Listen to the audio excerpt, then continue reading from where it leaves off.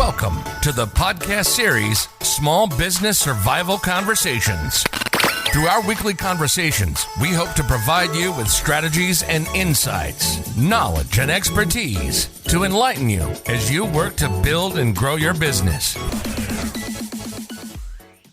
Welcome, everyone, to Small Business Survival Conversations. And today on our podcast, we have Ken Dobrowski, who is a business owner and also master hypnotist and life coach, who has built his business out of his own personal transformation. And today we will be talking about mindset, resilience, and what it really takes to survive and grow as a small business owner. Thank you, Ken, for joining us today. So let's start with the question, how did you go and pivot into that particular field? Because before we started the podcast, you mentioned that you used to own your own construction company, more as a general contractor. So how did the pivot come about? Well, that's a good question. I get that a lot. And by the way, thank you so much for having me on today. I really appreciate you. I grew up and starts out a little bit grim, so please forgive me. I grew up in a very abusive childhood. Both my parents were physically and emotionally abusive to me, my brother and sister. They had problems with drugs and alcohol and gambling and all kinds of problems. Well, I grew up watching this, and I found myself looking at it thinking that's just a silly way to live your life. That doesn't make sense to me. Getting constantly drunk or high is something to kind of cope with life. So that was the beginning of my actual transformation, was way back when I was a kid, a teenager. And I started going in a little different direction, and I started noticing, things were happier, things were better over in another direction. I could have easily, gone along with my entire family and all the family friends and participated in what they were doing. But I thought, they look miserable, because they are miserable. They're always arguing and fighting. So I went in a whole other direction, health and fitness. I've been, big gym rat my entire adult life. I always lifting weights and working out and eating healthy and such. Now, I certainly do have the occasional drink, alcohol, but I certainly would not call myself an alcoholic or anything like that. But one thing that also happened as a kid, I was raised on a job site. My father was a carpenter. And so as early as my 4 or 5 years old, my earliest memories, I was on a job site being a carpenter's helper. So I grew up in construction. Every summer, all summer long, I knew exactly what I was doing. I was working on the job site. So by the time I graduated high school at 18 years old, that summer, I was what you call a full-fledged or journeyman carpenter at 18 years old because of being on the job my entire life. Well, I decided to take that up a notch. When I was 19 years old, I actually opened a construction company. 19 years old, opened a company doing home remodeling, building decks and things like that, and then expanded into room additions and into custom homes. And so I'm building this business, and I was always being held back by my family. My father was supposed to be my quote-unquote partner. I would get the jobs, and he was supposed to be the guy getting the jobs done, but instead he was stealing money out of the company every day, basically, and going and getting drunk and high and not doing his work. So I had to close that company. I brought in millions of dollars. I was very good at it, even at such a young age. I had to close that company so I could get away from my father, separate that partnership. And then I opened another company on my own and then went on and made millions of dollars, did very well, very successful. I made my first $1 million by the time I was about 28 years old. Wow, that's impressive. That's impressive. It was a lot of work, but, definitely I was striving for something better than just going home and drinking and smoking and doing whatever. So that was the driving force for me to make that type of change. So then I had a 20-year career as a general contractor. I lived in Las Vegas, and that's where I did the majority of my work. I also did work in California, but mostly Las Vegas. At 39 years old, I had 20 years as a contractor, so I thought it was time to retire. Besides that, the economy had just crashed because of the 2008-2009 bubble burst in real estate. So there was no business anyway, so that was a perfect opportunity to just retire from this. And I immediately then went into I had already been studying hypnosis to help myself with a whole bunch of diseases that I had myself. I was collected about 22 different autoimmune diseases from different doctors because I was very sick my entire life, lots of problems. And I found out the reason I had those illnesses was because of the unresolved abuse from my childhood. So I started doing meditation because the doctors couldn't help. I went to multiple doctors around the country, around the world. I went to different doctors, spending lots of that money that I had earned, and they weren't helping me. And I've realized that after my wife and I took a trip to Ecuador to get some stem cell treatment. And it was, as it worked out, it was only about 6 months before stem cell treatment was allowed in the United States. So if I'd have waited another 6 months, I would have saved about $100,000. But I went there, $100,000 worth of treatment, and I didn't feel really anything better. So I realized at that moment that no doctor can cure me. It has to be me. I have to do it. So I started meditating, started using my hypnosis more and more and more until I started feeling better and better. It never felt great, but feeling better, more functioning. Then after I retired, that kind of started to get worse for a bit and then got better. So it's a lot of volatility. Then I realized, you know what? This took me like 5 or 6 years, and where I almost died like 6 different times in this time period. My body was shutting down, different problems. And so I decided, you know what? If I could have had somebody help me with this, if I could have had someone, not a doctor, because doctors are looking at medical, not a psychotherapist, because they're looking at mental. It's more emotional. There's no emotional help out there. So I decided to take my experience and then get training, formal training as a hypnotist, formal training as a life coach, formal training to do Reiki energy healing, and I put it all together in one package, and that's what I'm doing today. I'm helping people shrink a 5 or a 10-year learning process down into just a few weeks or a few months. Wow. And when you're thinking about small business owners, because a lot of us, I'm including myself because I'm a small business owner, when we have to pivot, we are scared sometimes. Mm-hmm. But for you, I think that, it happened with your disease kind of pushing you in that direction. But what do you recommend for small business owners who are scared to kind of go different direction just because, they don't know what's going to happen there? You want to embrace the fear. Because fear is a natural part of life. You're never going to get rid of it. And I do get folks come, to our office very regularly. They're racked with fear. It runs their life, and they want to know how they can get over or get rid of fear. And I tell them, let's have a different relationship with fear.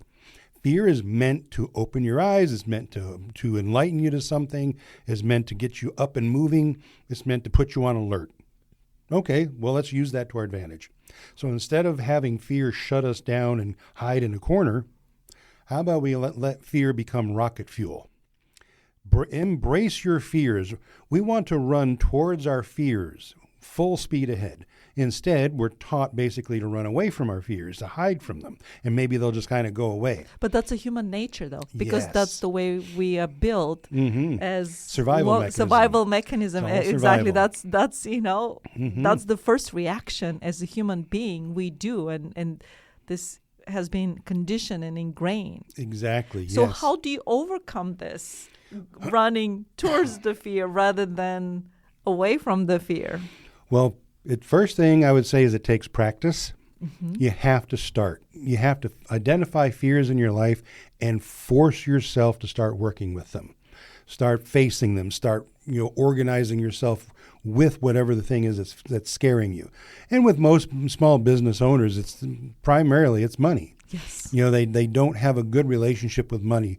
We're usually raised to be afraid of money, to have a fear of money. Mm-hmm. So when we're kids, it's very common to hear things that are going to be negative about wealthy people. Wealthy people got wealthy because they ripped people off, or they probably had to kill people to get that success, or, that's kind of all rich people are jerks and bad people. So if you're told that, or you just get that notion in the air when you're a child, which is when we get all of our most intensive training, it's just people say this stuff around you, even loosely. gets into the subconscious mind. And then when we grow up, we now have a fear about money because, oh, if I'm rich, I'm going to be a jerk. I'm going to be mean. I'm going to be a bad person. I don't want to have to kill somebody to be rich, kind of thing. Now, these are not thoughts, by the way. These are subconscious notions and feelings that we have that compel our behavior. How do you catch that, though? Because it's difficult. It is easy for you because you have been trained to do that. But how us, which are untrained business owners, we just experience fear. How do we catch this subconscious, like you explained? Well, you have to be self-aware and identify when you're having these fears, identify the fears, and then face them. You have to just face them. There's no secrets. There's no secret sauce here. There's no magic pill or button to push. You have to simply face that fear head on and deal with it. And once you start doing that and you do it again and again, that's where I said earlier, it takes practice, it takes repetition. The more you do it, the more confident you become about overcoming fear. You're still always going to have fear, but now it's something you're working with instead of it dominating you. Actually, probably the premium example I like to use, and I've said this for many years, I have been a huge fan of Mike Tyson, the famous fighter. He was, just considered, and I personally consider him the greatest knockout artist of all time. That's my opinion. But anyway, I watched him because he and I are almost the exact same age, and I watched him in the 80s and 90s just plow through these professional boxers one after another, just knock them down like they're nothing. And I always had this notion in my head that, wow, I bet he just knew as soon as he steps in that ring, he's already won. There's nobody can touch him. The punches don't even hurt him. Nothing bothers, nothing phases him, right? Well, I learned about probably 10 years ago, I saw an interview with Mike Tyson. And they said, well, how do you do it? How did you get in the ring with the world's greatest fighters and, do so well for so long? He said, fear. I was afraid. I was terrified that I was going to lose. Terrified that I might lose in front of all these people. Terrified that I would not win. So that made me train harder and harder. That made me get in that ring with fear that if I don't win, I'm going to be the biggest loser in the world. So now we think about this person here who we thought was basically almost like inhuman, like a robot. He had the same fear that you do. The exact same fear. He just learned how to take it and use it to his advantage. Train harder, run more laps, do more fights, fight harder, fight with fury. So if he can do it, I can do it, you can do it. We can pretty much all do it in our own way. Does that make sense, I hope? Yeah, absolutely. And I think that's an awesome analogy because small business owners, every single day we go and work in our own field. It is like going into the ring and fighting. And a lot of times we're fighting with the bigger guys. You have all these large corporations with the biggest budgets. And we're like, but sometimes when we walk into the ring, you're absolutely correct because we are defeated before that.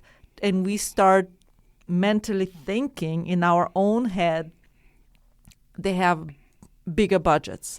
They have more staff. Instead of thinking like Mike Tyson, we will win. Oh, if we get prepared, if we know what is your opponent weakest links, so you can get into the ring and win. Because sometimes your size is probably better than the larger size of your opponent. So yeah, I love your analogy.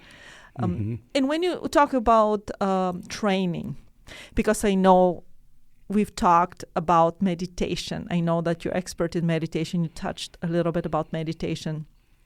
A lot of us wants to meditate. We want to meditate, but it is tough. What advice can you give us, sometimes just to clear our mind and go back again into the ring?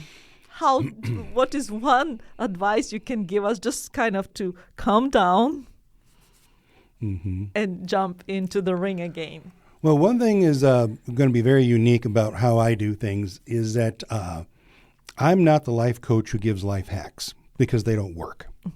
You can go all over the internet. Oh, if you do this 5 minutes a day, it'll transform your life. And if you just say this saying to yourself, it's garbage. It doesn't work that way. I'm all about doing the hard work. You have to do the work. So if you're having the fears, you need to face them, you face them. It's going to suck. It's going to hurt. You're going to cry. You're going to buckle. But every time you face a fear, you grow more confidence, more self-esteem, more boldness, more bravado, more go get 'em. So that's what we're really looking for, is the ability to overcome and persevere whatever's going on, understanding you're not going to win every fight, and that's okay. So like when it goes to, you're talking about different company sizes and whatnot, I've been a business consultant for about 30 years now. I tell people, stay in your lane. Find a niche that works for you and stay there. If you're not competing, if you're a small company doing, a couple $100,000 a year, you cannot compete with $1 billion company. You just can't. So stick with what you do, and then you will grow from there. It's just might not be at the rate you want to grow, but you can grow if you stay dedicated to it. So facing your fears, overcoming every which way you can, and keep on moving forward. That's how we get to where we want to be.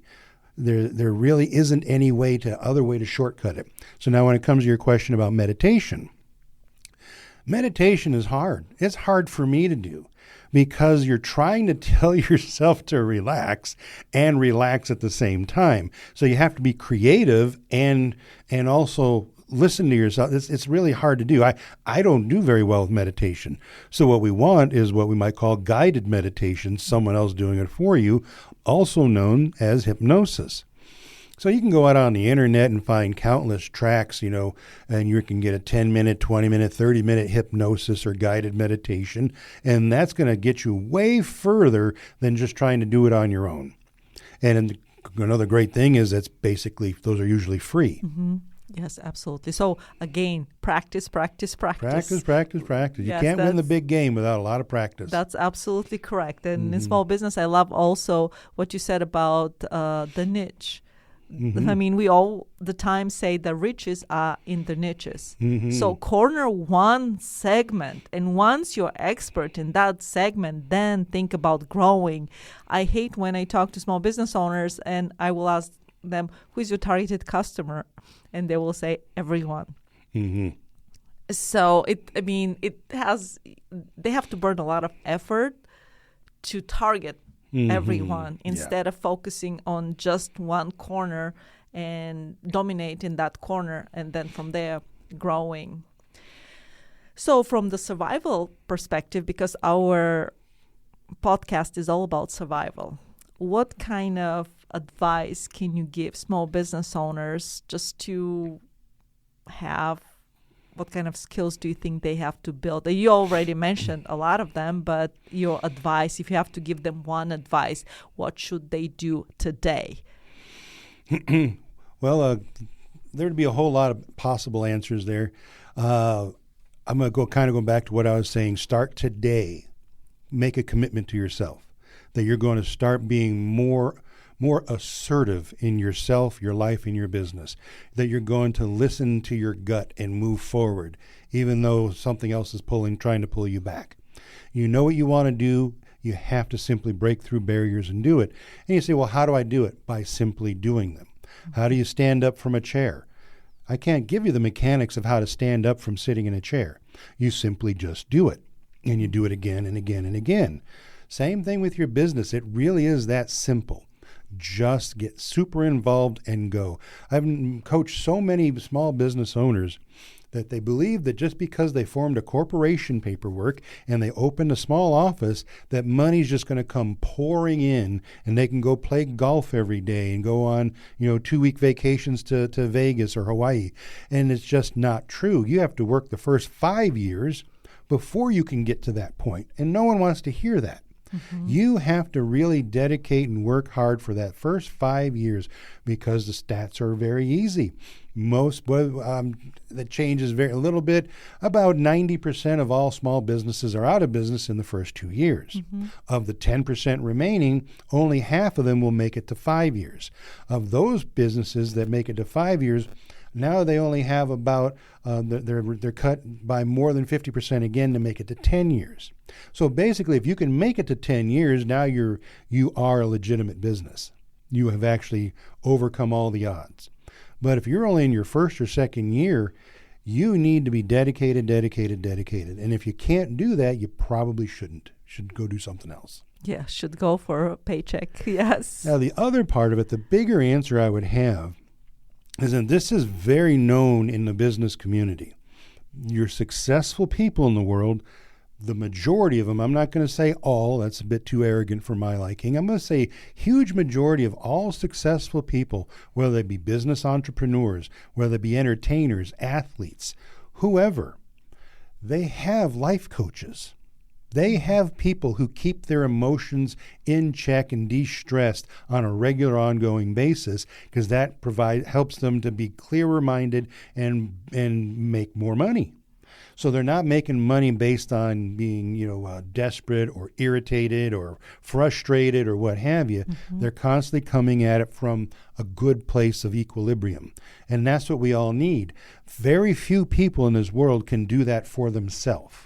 The rest of us need someone to help us with it. Yes, I think I'm a huge proponent on coaches, mentors, because that's the way I started my business, and I survive and thrive because of mentors. Like you said, I can go to the gym. I know what to do. But if I don't have the personal trainer behind me, I will not perform at the state I should be. So, yeah, absolutely. Thank you for all your advice. So, thank you for being with us today. Your story is a reminder that survival in business is never just about strategy. It's about mindset, resilience, having a coach to help you clear your mind or give you a different perspective and different angle also. And the coach is not in the situation. A lot of times when we're in the situation, we're very emotional. And when we're emotional, we tend to make worse decisions than if we're more rational. Yes. But that's the human nature. That's why you need someone to help you with that. And for every small business owner listening to us today, this conversation is proof that growth starts on the inside first. When you change the way you think, lead, and respond to challenges, you change what's possible for your business. Thank you for joining us today on Small Business Conversations, and I will see you next time. Thank you. Appreciate it.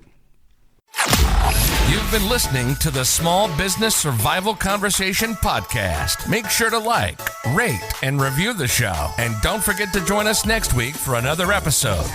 In the meantime, hook up with us on our Facebook group at Small Business Survival Tools and Tips. Till next time, thank you for listening.